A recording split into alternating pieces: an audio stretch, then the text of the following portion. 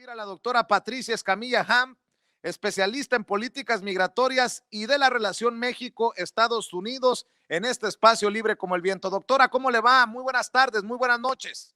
Buenas noches, Vicente, a ti y a tu auditorio. Un gusto estar con ustedes. Oiga, doctora, le pedí que nos acompañara porque todo parece indicar, yo así lo veo, ya usted me dará su opinión, que el presidente Andrés Manuel López Obrador se posiciona como líder regional y sobre todo, abiertamente, después de su discurso por el natalicio de Simón Bolívar este fin de semana, en el que pues aconseja respetuosamente a Joe Biden sobre el tema de Cuba, se posiciona abiertamente a favor del pueblo cubano, pide sustituir a la OEA con otro organismo que no sea lacayo de los poderes y de los intereses.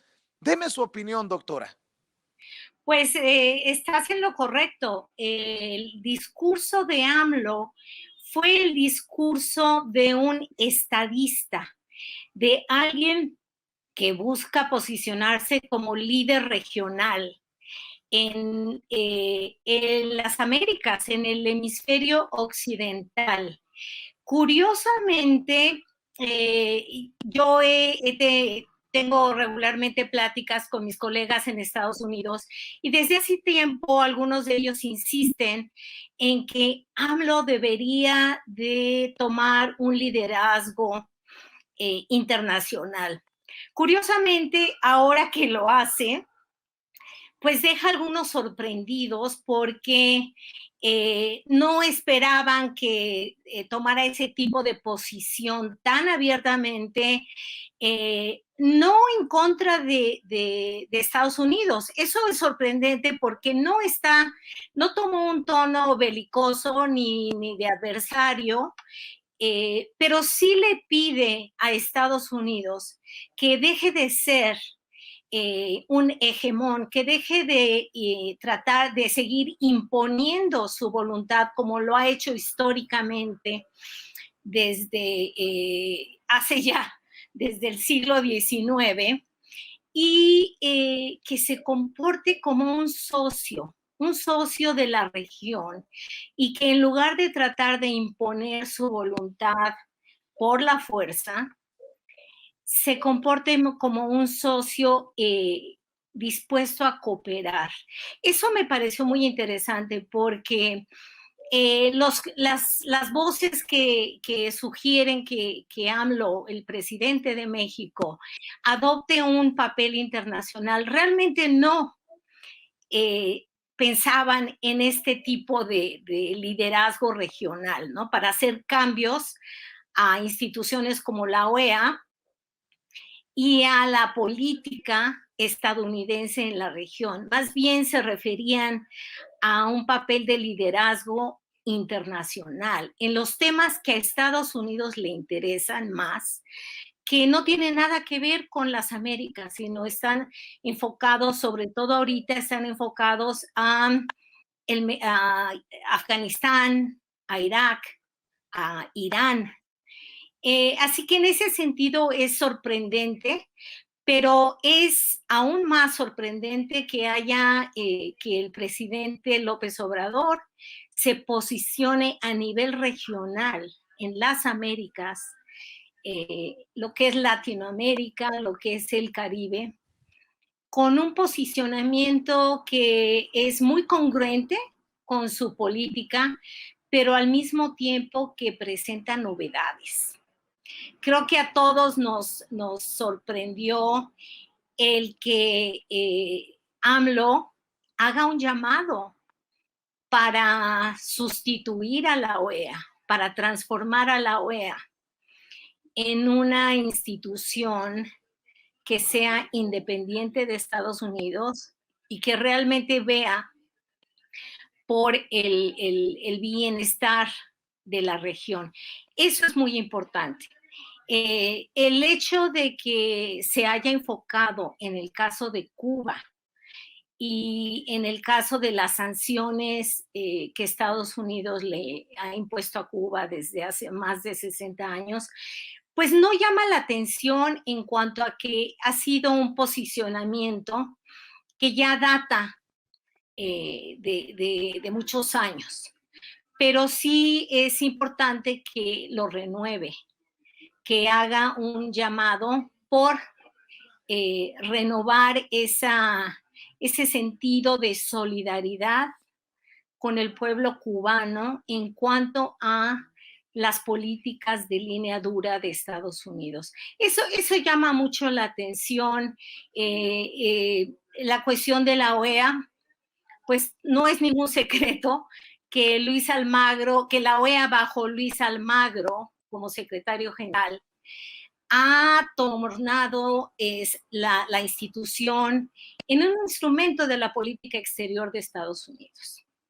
Sabemos que Estados Unidos históricamente ha tratado de que la OEA sea un instrumento de su política exterior, pero no habíamos tenido un caso tan claro en el que se notara la influencia de Estados Unidos en un secretario general, como lo es ahora el caso de Luis Almagro.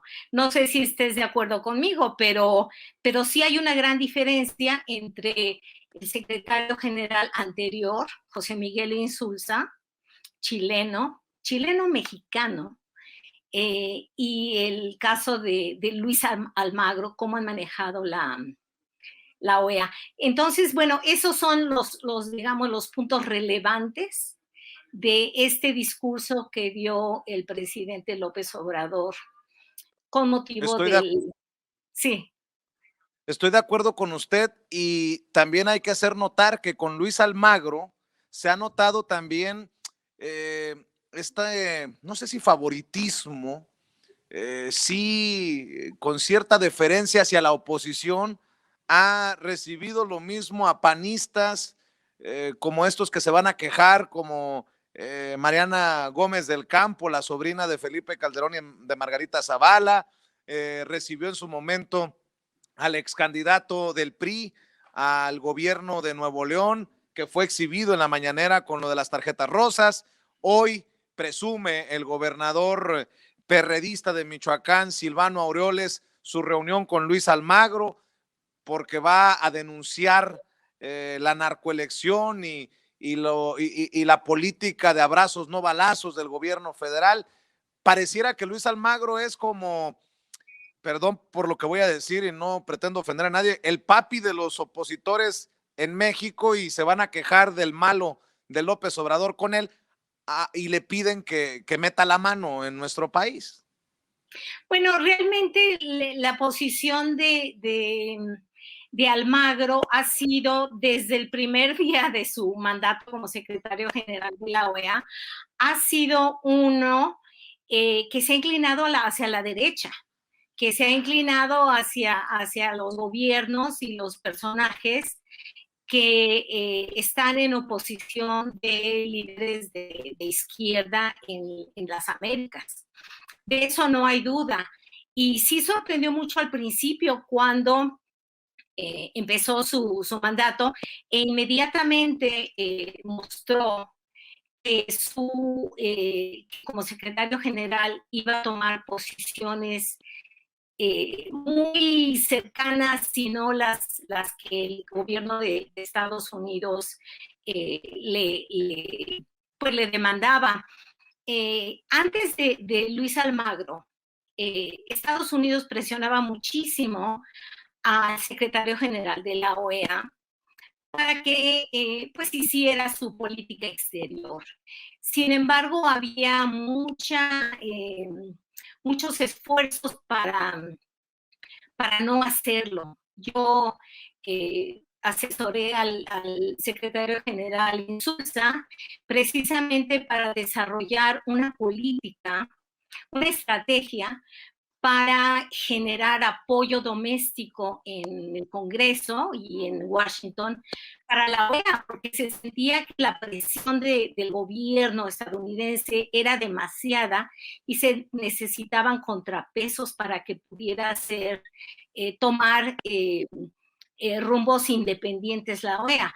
Nada más que, bueno, llegó Almagro y pues esa estrategia y esos esfuerzos pues se fueron al cajón o a la basura, no sé. e inmediatamente cambió la posición. Pero bueno, hoy en día el presidente López Obrador está haciendo una propuesta muy interesante para ciertos sectores de las Américas, no todos. Ya sabemos, por ejemplo, que una senadora del PAN inmediatamente se quejó. La vicepresidenta de Colombia pues dijo que no le parecía, pero bueno, no es de extrañar. Sabemos que Colombia tiene tiempo que se convirtió en aliado incondicional de los Estados Unidos, y sabemos que habría oposición en un momento dado de Bolsonaro, por ejemplo, de Claro. Piñero, del chileno, pero no es lo que propone el presidente López Obrador de crear una institución. Él está basándose en la idea de la CELAC como una institución que podría llegar a contribuir a la integración regional. Él habló de Doctora, algo semejante a la Unión Europea, ¿no? Pero bueno, eso llevó años, añísimos en poder generarse esa integración. Así que no debemos esperar que esta propuesta de AMLO inmediatamente fructifique, ¿no? doctora, ¿qué reacción se puede esperar de Joe Biden, del gobierno de Estados Unidos, no solamente al discurso el más reciente discurso de Andrés Manuel López Obrador, sino del posicionamiento o el reposicionamiento como líder regional de México? ¿Positiva, negativa? ¿Cómo? ¿Qué reacción se puede esperar desde su perspectiva, doctora? Bueno, desafortunadamente a corto plazo, y me refiero este año o el próximo año, no podemos esperar gran cosa. ¿Por qué? Porque Estados Unidos está ocupado, está distraído con otros asuntos. Está la salida de las tropas de Afganistán, está la cuestión de Irak, está el tema de un acuerdo con Irán respecto a las armas nucleares.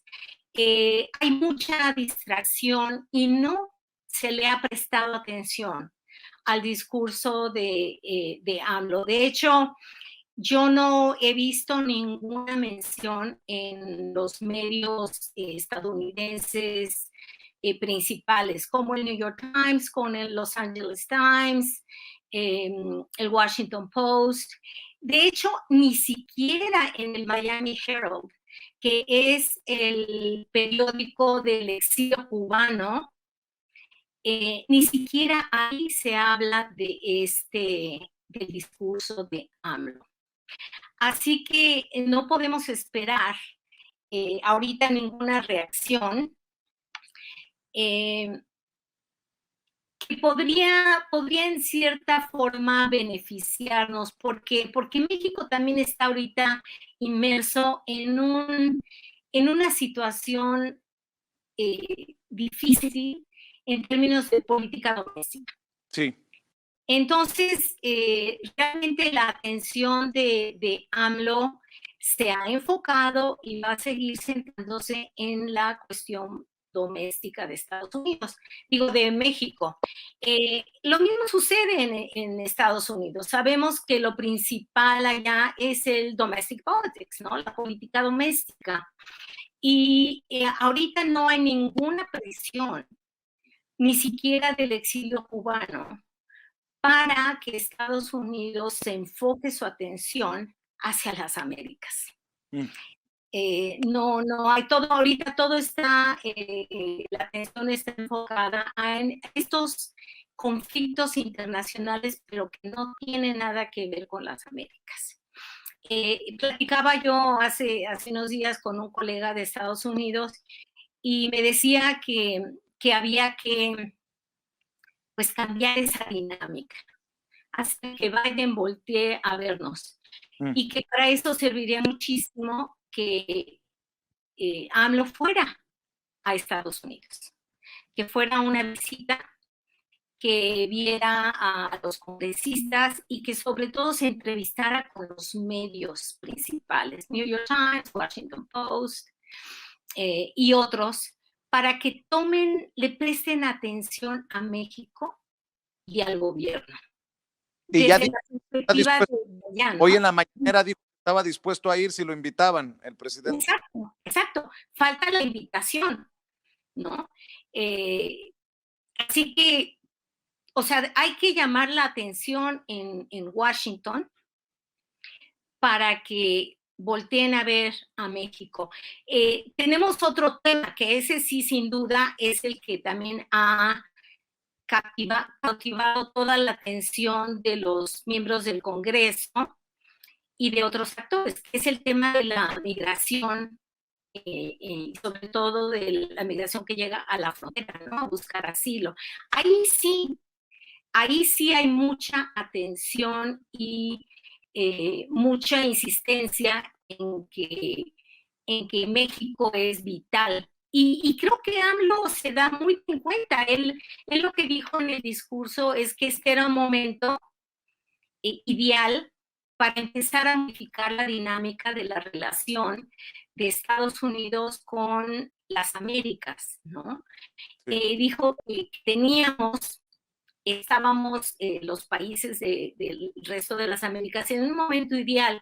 Y él sabe que, por ejemplo, el caso de México, el caso de los países del Triángulo del Norte, Honduras, Guatemala y El Salvador, son vitales para ayudar a Estados Unidos a lidiar con la migración que llega a la frontera en busca de asilo. Sabe Estados Unidos que no puede hacer nada, sobre todo no puede hacer nada sin México. Así que es un poco tener esa posibilidad, esa ventaja de usar esta importancia como palanca para esto, ¿no? Uh-huh. Oiga, doctora, la voy a invitar en otra ocasión para hablar del tema de China. México tiene muy buena relación con China, con Rusia, y cómo debería de actuar o cómo se espera que actúe ante esto hacia la región Estados Unidos. Si le parece, por lo pronto, claro. Uh-huh. Le agradezco mucho que nos haya acompañado en este espacio libre como el viento. ¿Por qué no cerramos invitando a la gente para que la siga en Twitter? Perfecto, sí. Mi nombre en Twitter es P de Patricia, HHAMM de mamá 33. Ahí los espero con mucho gusto y muchas gracias por la invitación hoy. Como siempre, le agradezco, doctora Patricia Escamilla Ham, especialista en políticas migratorias y de la relación México-Estados Unidos, por hablar con nosotros sin censura.